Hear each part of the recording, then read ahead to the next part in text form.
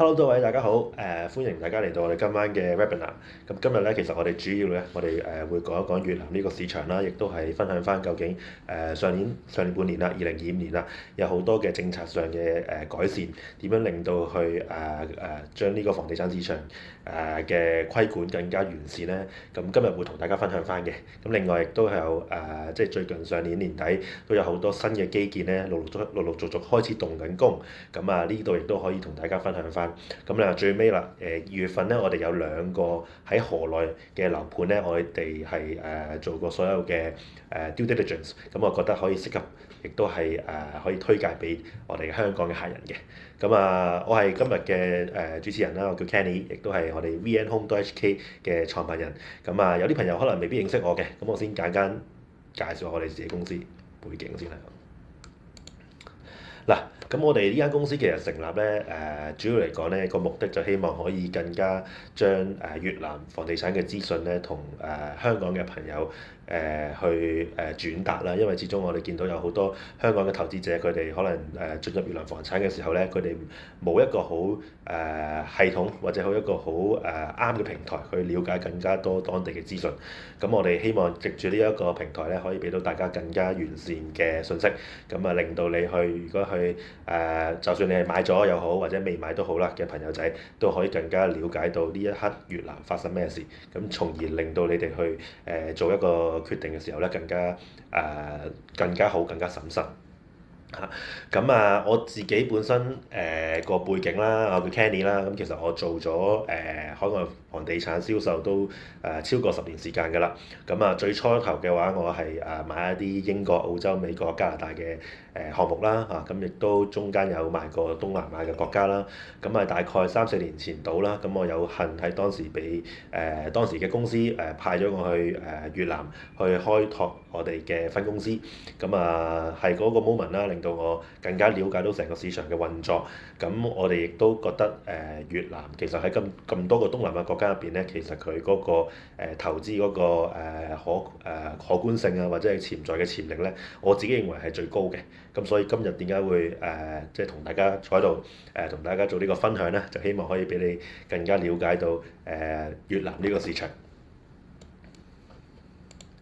咁我哋公司一樣啦，都係3個嘅主要嘅核心啦。第一，我哋嘅信息係必須好透明嘅，係啦。無論好定唔好嘅話，我哋都會分享。決定權喺大家手上嚇。始終每一個國家都有佢好有唔好嘅地方。做投資之前必須要審慎地去了解翻啦嚇。另外亦都我哋係一個根據客人嘅要求去揾盤嘅一個地產代理啦嚇。因為始終越南都有好多唔同嘅產品，有平嘅，有貴嘅。我哋都睇翻客戶嘅需求去釐定一個投資嘅策略啦。另外第三嘅話就係我哋所有嘢都合法合規嘅嚇。我哋都係揀翻一啲比較大嘅發展商，佢哋嘅產品比較可靠啲，我哋先會推介嚇。因為有好多嘅當地可能比較細嘅發展商，其實都有揾過我哋。我哋暫時嚟講，我哋都係偏向最穩陣、安全嘅項目先會推介俾大家嘅。喺我哋 VN Home.HK 呢個網站上面咧，可以揾到唔同嘅資訊啦，包括咗一啲樓盤嘅資訊啦嚇。不定期我哋都會更新嘅，亦都會有好多市場嘅動態啦嚇。我哋篩選過一啲唔同嘅新聞去俾到大家一啲資訊。我相信係會對我哋嘅客人係有幫助嘅。另外亦都有好多嘅流程係啦，因為好多朋友可能佢哋未買過樓，未必知道流程點樣做法嘅話咧，我哋就可以去用呢一個平台，你可以知道究竟如果我真係買樓啦，我要 step by step 我應該點樣做咧？我希望透過呢個平台咧，可以俾到大家一個好完善、complete 嘅一個 process，令到令到大家如果真係要買越南樓嘅話咧，亦都係好安心嘅。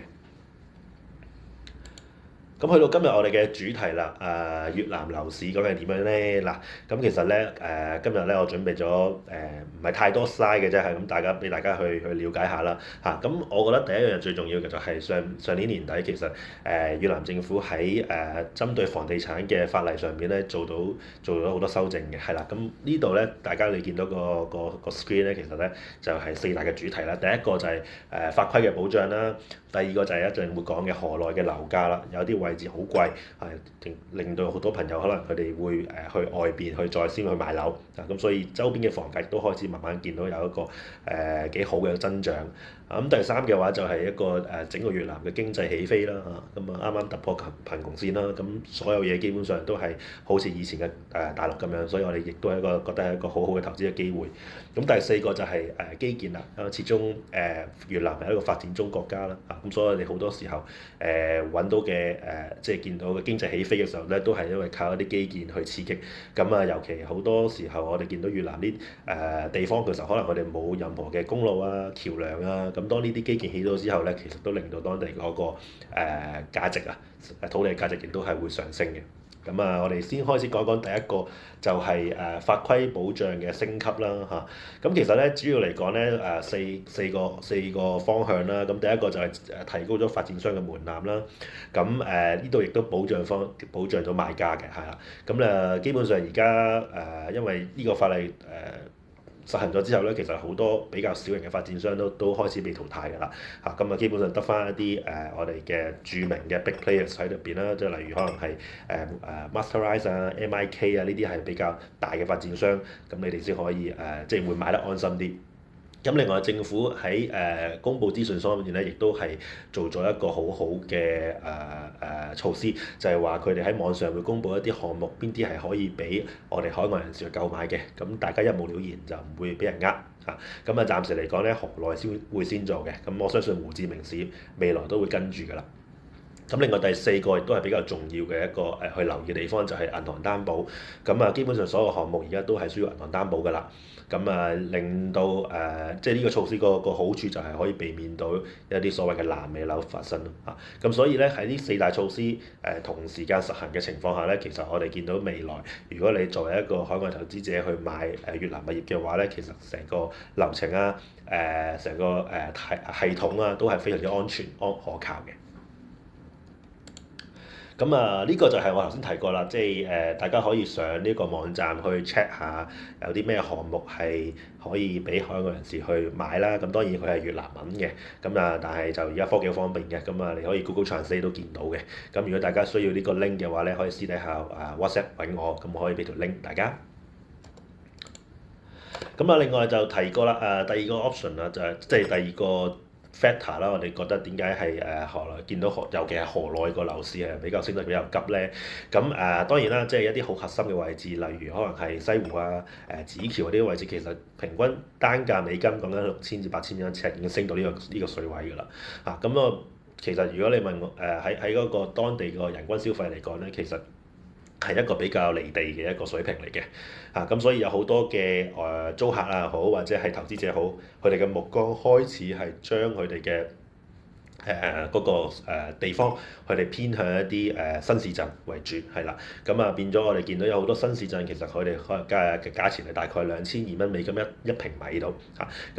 變咗呢啲嘅樓盤，其實相對嚟講，佢嗰個升值嘅潛力就會係比6000、8000蚊高啦嚇。咁呢個都好正常啊，即係你喺香港買層500萬嘅一房，咁你要去升到700萬，當然係有機會，咁但係會比較難，可能係嗰個單位100零萬升到300萬啊嘛，即係嗰個邏輯係咁樣嚇。另外就係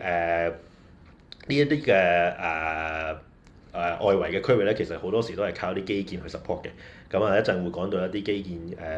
即係點樣令到呢啲新嘅新市鎮咧可以更加蓬勃地發展啊。所以我哋呢啲嘅即係呢啲嘅情況下，見到就係核心嘅區域太貴啦。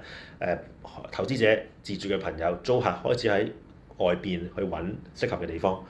變到刺激到外邊嘅樓市都慢慢去升。我哋有好多嘅位置，例如可能係 Ocean Park 嘅第一期啊，其實佢個價錢可能都升咗超過一個 double 嚇。可能係有啲朋友可能之前投過嘅 Smart City 亦都升咗好多啊。只不過而家呢一刻，如果你話越南河內比較 prime 嘅位置，亦都係最貴位置，基本上都買到8000蚊一尺㗎，8000蚊一平米㗎啦。咁呢個係一個即係我自己覺得都係比較離地嘅價錢啦。當然好多朋友無論係海外人士、本地人，可能佢哋都會購買嘅嚇。咁主要嚟講，因為佢哋覺得呢啲位置其實係一個trophy asset 啦，佢哋覺得買唔會賣翻出去嘅，咁咪即係基本上係 for 佢哋 family 嘅。咁呢啲亦都可以係一個投資嘅策略嚟嘅嚇。咁因為始終投資嘅情況都有唔同，有啲朋友可能係為咗短時間內你個 capital 有一個 double 嘅 growth，咁 which is 你可能去揀一啲新市鎮。咁如果你係財產成全嘅，你只不過可能係將個錢擺喺第二度嘅話，咁你買 prime location 嘅位置都不為過嘅。咁啊，另外啦，第三個 factor 啦就係人口人口增長啦、經濟增長啦，呢啲都係一個好重要嘅數字嚟嘅，係啦。咁啊，尤其越南嘅 GDP 基本上已經突破咗貧窮線啦，咁即係代表其實我哋越南有好多嘅外資亦開始亦都入緊去越南啦。咁 which 有好多因為始終係中國美國貿易戰嘅關係啦，有好多嘅廠係喺咗越南嗰邊去起啦嚇。咁基本上我哋 GDP 越南嘅話，其實係已經超過咗泰國，亦都超過咗馬來西亞。咁世界工廠基本上大家都如果睇報紙睇新聞都有見到啦，大量嘅外資走咗去呢個越南去變成一個世界工廠。咁入邊即係有呢啲工廠自然會有人才啦。咁呢啲人才可能喺外國外國入去嘅，咁佢哋都需要買樓租樓嘅有個需求。咁所以變咗呢啲亦都係一個 driving force，令到即係如果你係純粹收租嘅，咁呢啲係亦都係一啲好好嘅高質素嘅租客。咁而人口方面咧，2024年嘅越南人口咧，其實已經超過咗1億嚇。但係最緊要係乜嘢咧？最緊要就係我哋差唔多68%至70%嘅人入邊係我哋所謂嘅核心勞動力啊。咁呢個非常之重要啦嚇，因為始終因為一個世界工廠，咁一定要有人做嘢啦，有人才啦。咁呢個基本上同埋如果你話純粹喺咁多個東南亞國家入邊啦，其實越南嘅女士佢哋嗰個勞動參與率係最高嘅。咁呢個亦都係反映到其實成個越南係一個好勤力嘅國家嚇。咁我相信如果大家有喺東南亞做開生意，有接觸過越南嘅當地人嘅話，都會有一個感覺，其實佢係真係好勤力嘅喎嚇。咁我哋見到呢個人口亦都係一個令到房地產市場有一個新嘅動力啦。因為始終你我哋嘅主力嘅市場其實最重要嘅係睇下有冇本地人購買。咁無論我哋係買邊個國家都好啦，一定要最緊要就係睇下有冇本地人去購買。嗱，咁呢個咧特別拉出嚟講就係一個房屋交易量啦，係越南對比即係香港係啦。咁我講一講。咁其實由2020年到2025年啦，呢幾年嘅期間咧，其實越南average 咧，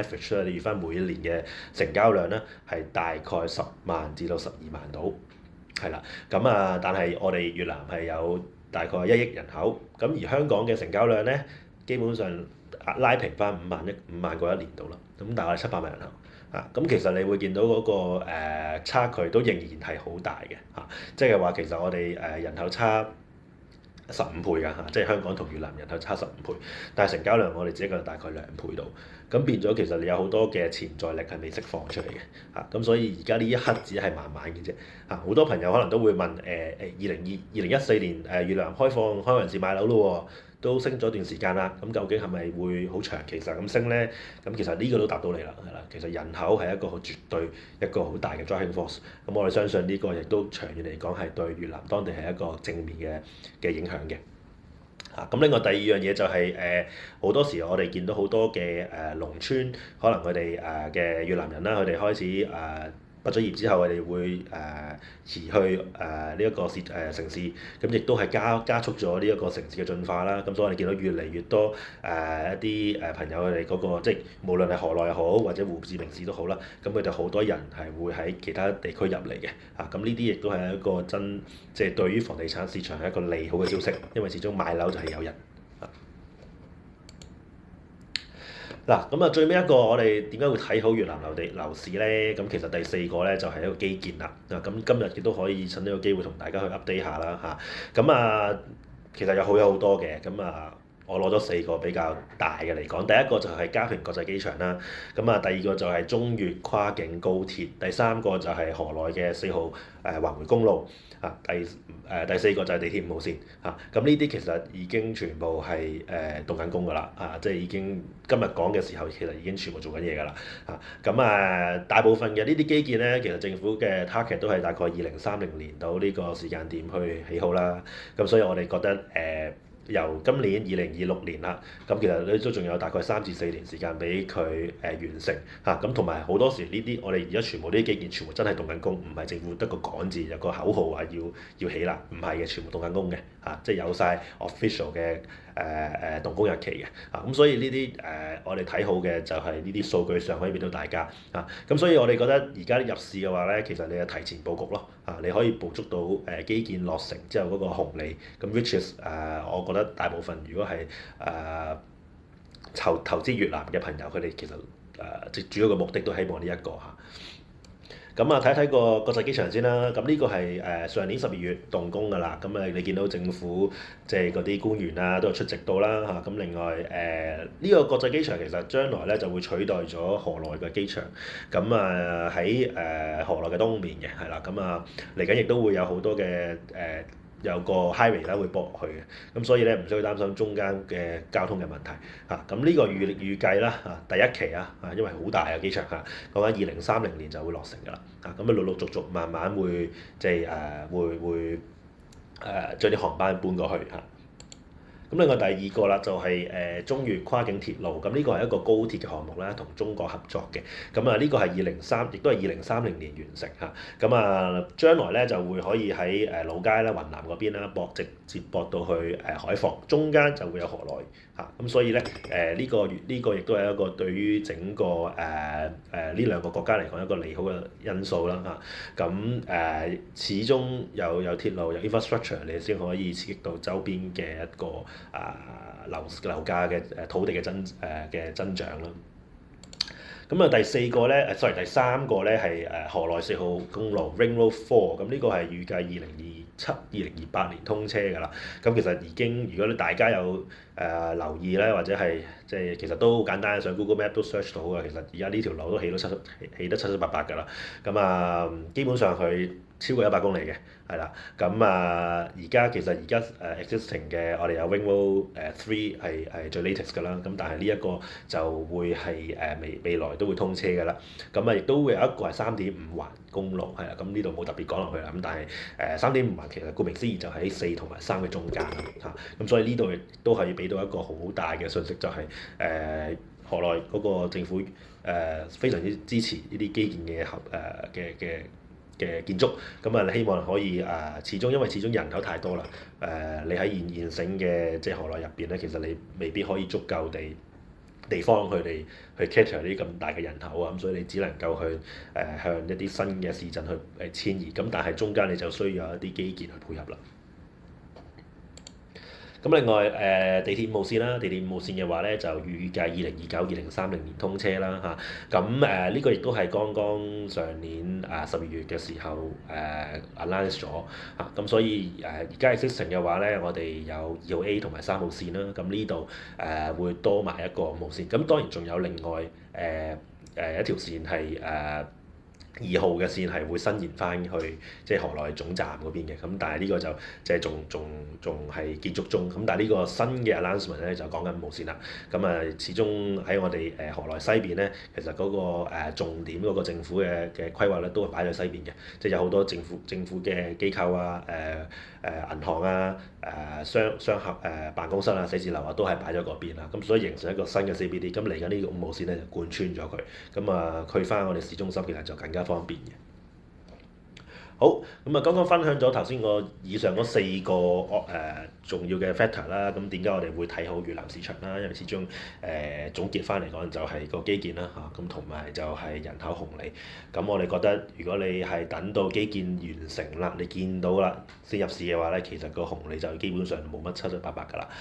咁始終越南咁多年過去經驗都話咗俾我哋聽，就係你係必須要喺未起之前先去買入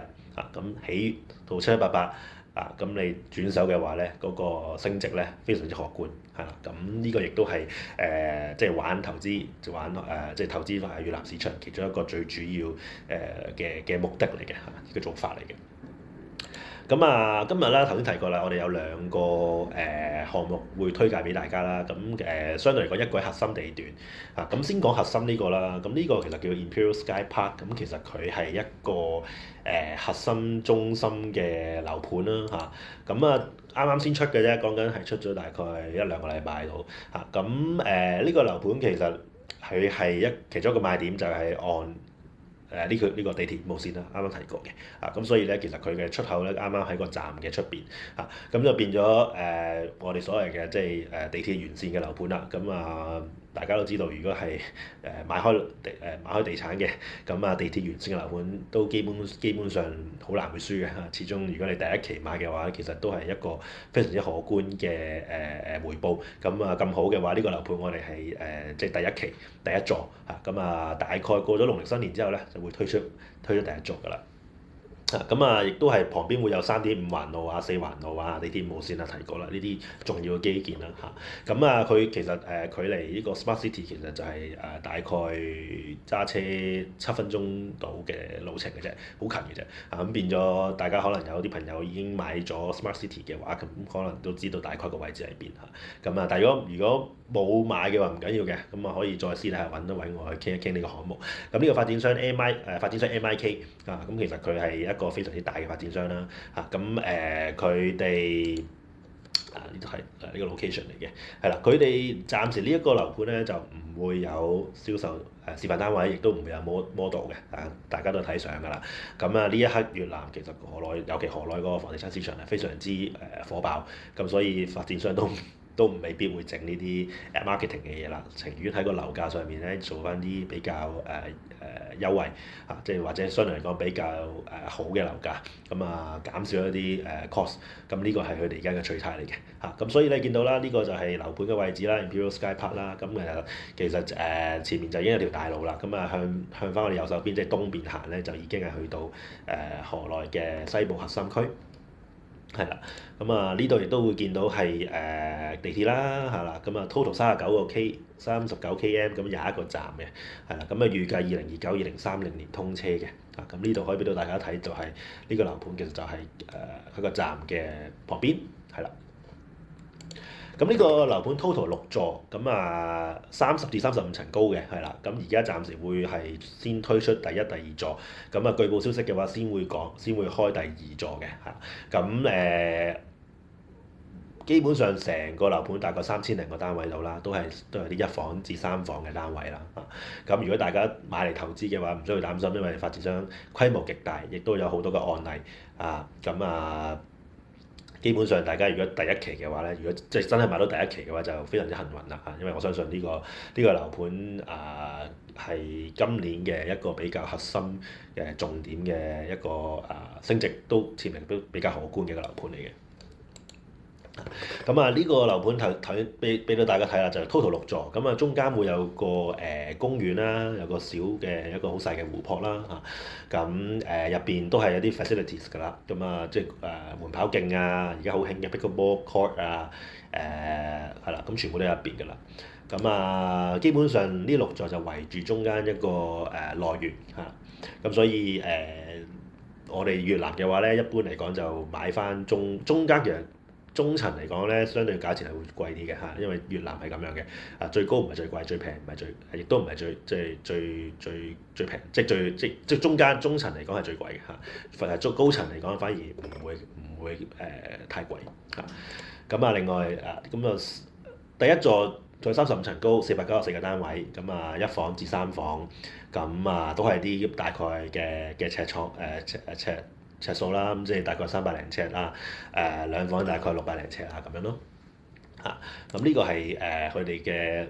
單位分佈圖啦。相對嚟講，你會見到呢個單位都即係呢一個樓層都係屬於低密度啦，即係唔會係太多因為有好多樓盤其實可能喺越南咧一層都有30幾伙嘅，呢個都係大概16伙咯。我哋覺得都係一個比較偏向屬於低密度少少嘅樓盤嚟嘅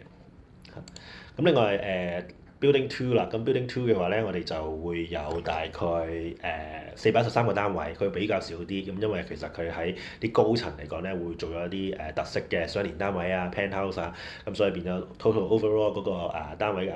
嘅 number 咧係少咗啲嘅嚇，咁但係都係屬於一房、兩房、三房嚇嘅間隔咯嚇，咁大同小異嘅嚇，咁一般我哋越南我哋呢個項目都係建議兩房為主嚇，即係如果買到嘅話就買兩房嚇。咁佢嘅設施就一啲好 standard 㗎啦，即係熱帶園林啊、戶外 BBQ 區啊、健身室啊、另外有啲pickleball court 啊，咁盤漫步小徑啊，呢啲全部都係會喺嗰個中庭入邊會有晒嘅。咁另外啦，之後啦，第二個啦，想同大家講一講咧，就係呢個新市鎮嘅推介啦嚇。咁當然呢個會平啲啦嚇。咁最尾先會講價錢嘅。咁講晒呢個俾大家做一個了解先。咁呢個項目叫 Parkland 啦嚇。咁顧名思義啦，即係佢基本上佢係一個好大嘅社區嚟嘅。咁Parkland嘅地段喺邊度咧？其實就係屬於 Vinhomes Ocean Park 2嘅一個核心位置係啦嚇。咁其實佢係興安省屬於興安省啦，佢已經唔係河內啦。咁但係咧，因為興安即係呢個位置距離河內非常之近嘅，即係興安省呢個係交界點嚟嘅，咁所以嚟緊可能都有機會撥入翻去河內呢個所謂嘅大河內啦嚇。咁周邊嘅話咧已經有嘅，例如五 A 角道啊、三環路啊、5B 啊、即係河內海防嘅高速公路啦。咁呢啲已經有㗎啦。咁另外嚟緊亦都有好多嘅利好嘅消息啦，包括咗一啲重點嘅infrastructure 啦。咁例如係大橋啊、玉梅大橋啊，咁呢個係比較重要㗎啦嚇。咁另外3.5環路、4環路都起緊啦嚇。咁另外去到頭先提過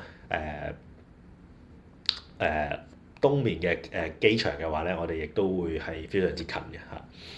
咁成個樓盤咧，其實佢係好大嘅嚇，total 咧。基本上有大概30零座嚇，咁我哋而家呢個係第一期嘅項目。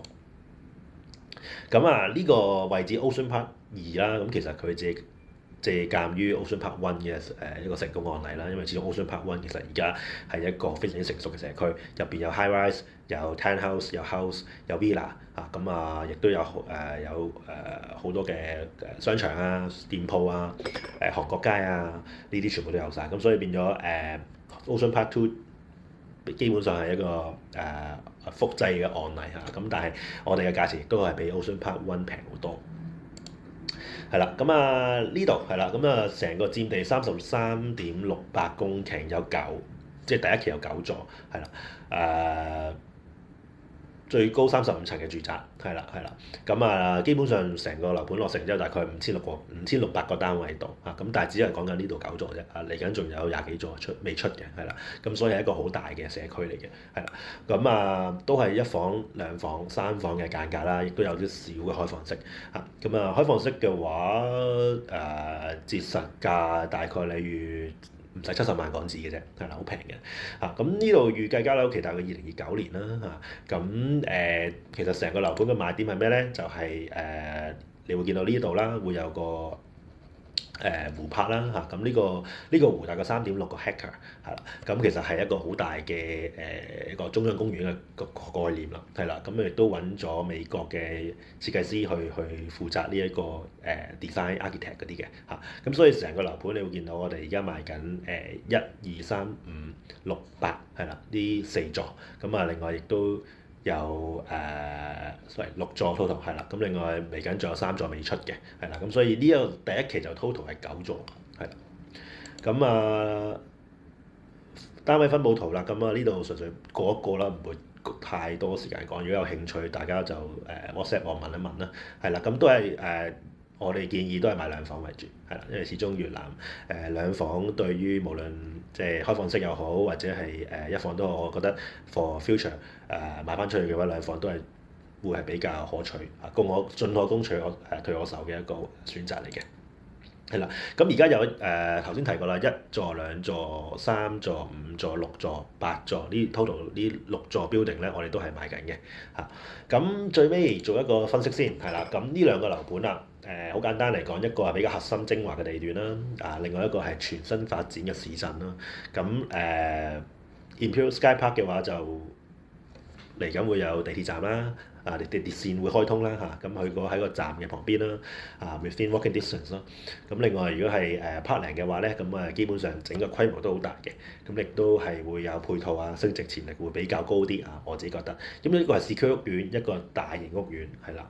因為即係6座 versus 50幾座係啦，咁但係兩個好處都係我哋都係第一期所以買越南樓最緊要係買第一期。係啦，另外就如果你睇租金回報嘅話，Imperial Sky Park 會相對會比較好啲啦高質素少少啦就 Parkland 嘅話，我哋睇通常都係睇長遠嘅升值潛力嘅啫即係睇下嗰個 growth 係點樣。入場費好簡單，兩房Imperial Sky Park 180萬鬆少少咯呢個係暫時估計嘅價錢，因為樓盤預計係過咗農曆新年先之後，所以揀單位。另外嘅話，我哋如果係就 Parkland 嘅話咧，咁兩房大概100萬鬆少少，咁基本上都係內園景啦。咁如果大家想要啲湖景嘅話，價錢就會可能貴少少。咁但係即係如果你純粹係買嚟投資嘅話，我哋覺得即係